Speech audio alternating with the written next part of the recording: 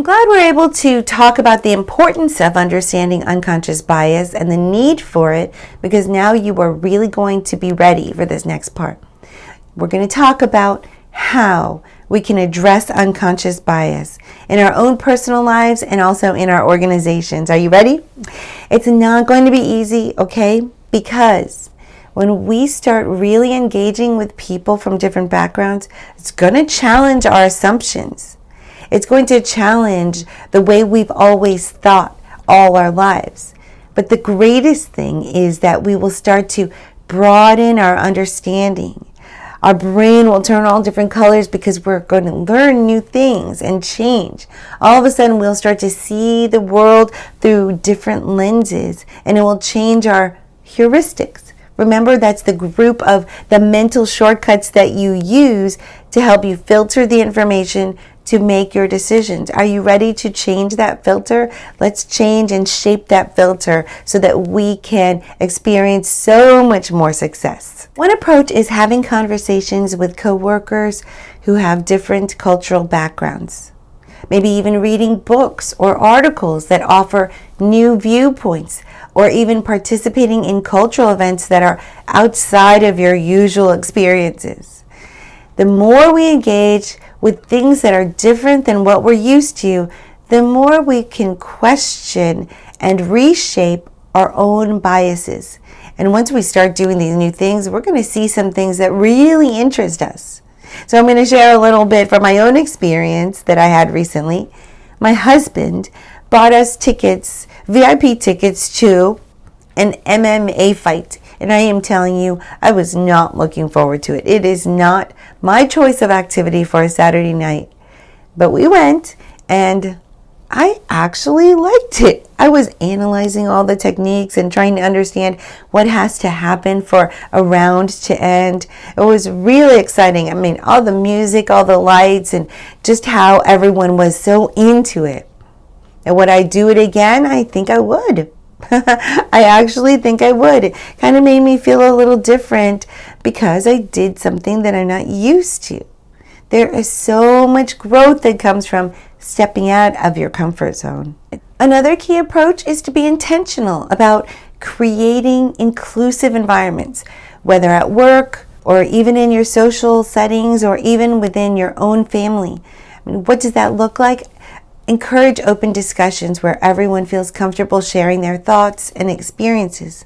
I heard a leader once say, I want to hear every thought or idea that any of you have. Every idea has value. No idea is stupid. What do you got? Give it to me. And that leader just celebrated each idea that was presented. Great idea. Perfect. I love that. And this created an environment where people felt comfortable sharing their thoughts, no matter how crazy they were. Now, when you actively listen to others and value their input, you start to decrease that impact of unconscious bias on your own decisions, and you also foster a more inclusive and respectful environment for everyone else involved. In all of this, it's also important to hold yourself accountable. Regularly reflect on your decisions and your interactions to identify any patterns of bias. The biggest trick to changing anything in your life is to notice and identify when it's happening. You might even consider keeping a journal where you write down instances where you recognized a bias in your thinking and then you addressed it a different way.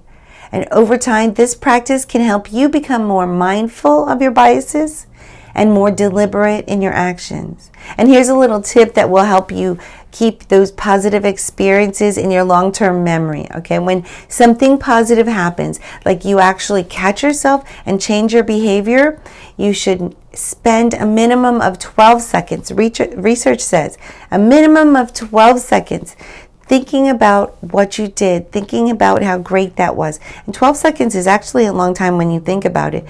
You need to keep putting it in your journal, write about it, reflect on it, think about, oh my goodness, I could have done this, but instead I did this, and it felt completely different, and this is the reaction I got from the person. And all of a sudden, it goes into your long-term memory, and you're training your brain to choose that positive behavior more easily next time.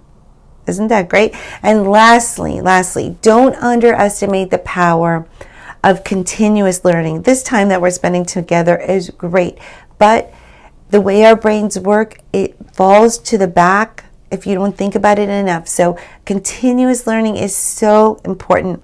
Unconscious bias is not something that you can eliminate overnight. It isn't. It requires ongoing effort and education. Build a community with some other people who talk about what you've done, what you've noticed, and it will be all around you wherever you are. Take advantage of resources like workshops and training sessions and different books, literature, articles, podcasts on diversity, equity, and inclusion. The more informed you are, the better equipped you'll be to recognize when things are happening and then counteract those biases.